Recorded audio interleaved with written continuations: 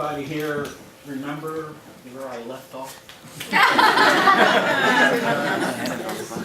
There was a body that you threw over an overpass and it was left there.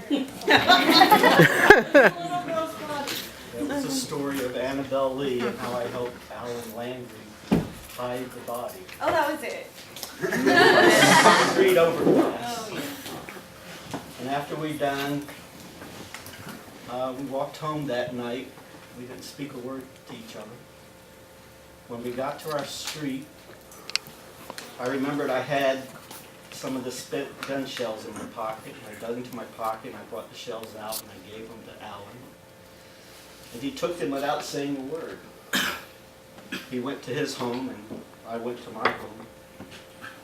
After that, we saw very little of each other. Occasionally I'd see him at school, but we very seldom spoke to each other. He sort of withdrew, which is a good thing for my classmates because he no longer bullied them, although they continued to stay away from him because they thought he was just a ticking time bomb, and they didn't want to be caught in any collateral damage. And they were right for the most part because I had heard at one time that he ended up punching his music teacher in the face and was suspended from school. His father thought that was the last straw and decided to send him away to military camp. A few days before he was getting ready to leave, he came to my house, tapping on the bedroom window.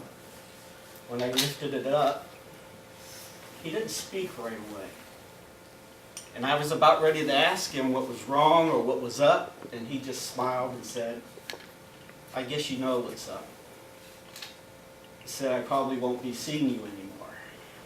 And I said, "Well, I heard you were going off to military school, but I figured we'd probably see each other after we both graduated." And he just shook his head and said he didn't think so. He then dug into his pocket and he brought out a crumpled brown paper bag and handed it to me. I asked him what was inside, and he said, "It's just something that I've been holding on to for a long time. I didn't know what to do with it, and I wanted you to have it because I thought you would know what to do with it." And then he just turned around and started walking away, and I kind of shouted after him, and I said, "We need to get together before you take off." And he just kind of backhanded waved to me and disappeared into the darkness. The next day, they found Alan Landry's body under the concrete overpass. He had shot himself with a .22. A lot of people suggested that he was just too afraid of going to military school. But I kind of knew the real reason. I knew that he just couldn't take the burden of taking Annabelle Lee's life. And he figured no matter what he did with the rest of his life, he would never be able to make up for it. But I guess what he didn't understand is what he had already done had affected so many other people already. It had affected Annabelle and her family. And it affected me and my family.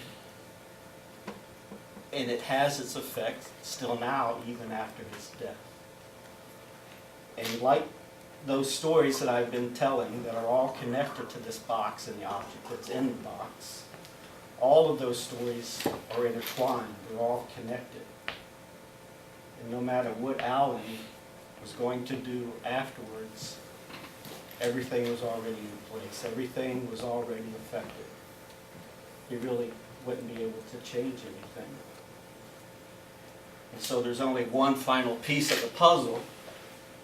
Probably all know how the object connects Annabelle Lee and Alan Landry, but maybe a lot of you still don't understand how it connects me to my father.